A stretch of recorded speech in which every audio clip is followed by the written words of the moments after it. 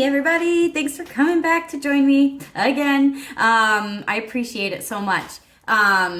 So today's tune we are going to take on is a slip jig, and it's called The Kid on the Mountain.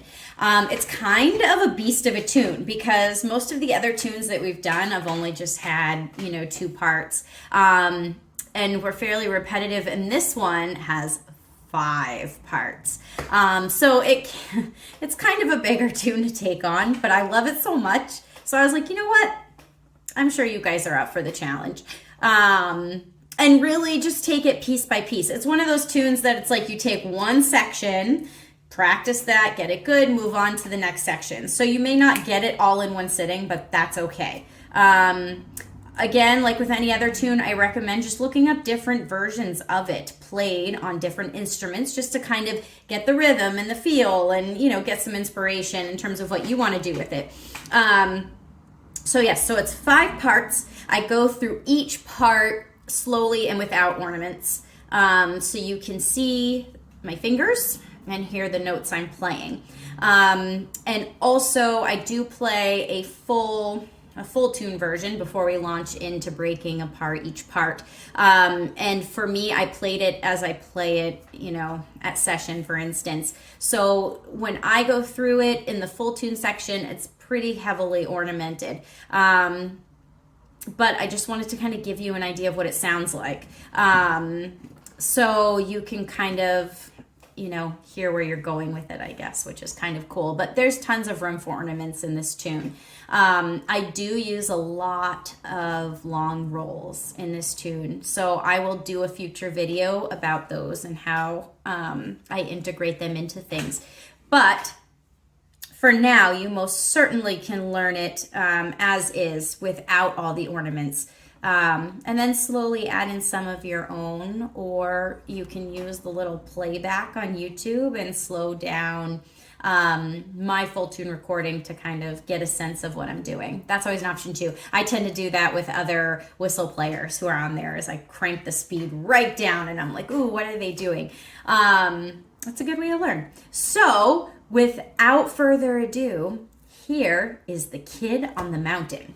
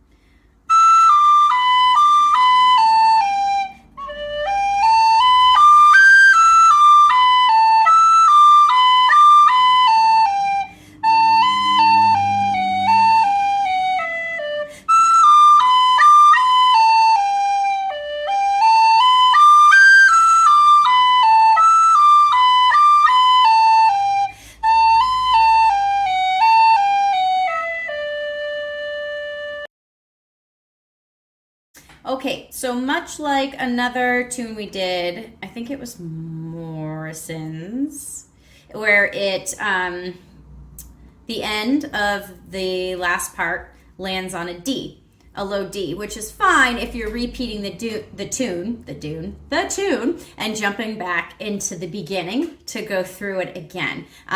So the Kid on the Mountain kind of ends similarly. The last note of the last measure of the tune lands on a low D, which is fine because if you're to repeat the tune and go back into the beginning, you're right back into E again. It all blends together. If you get to the end of this tune, you're not repeating it, you're not launching into something else, you can do what you did with Morrison's and slide off the D and end on the E just to kind of finish it off. I'll show you what I mean. This is how the tune ends, just on the low D.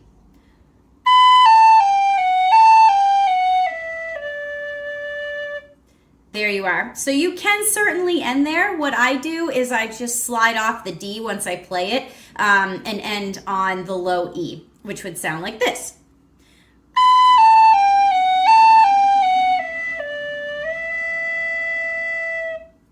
So it kind of brings it back around. For me, I like the way it sounds if I'm going to end the tune without repeating it or launching into something else. And to slide off the D, it's simple. All I do is drag my finger off the hole. So here's low D, and I'll do the drag into the E. No, just kidding. Start on the D.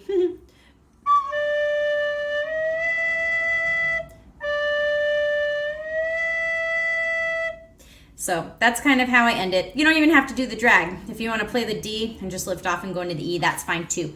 But I typically will land on the low E to kind of finalize the tune.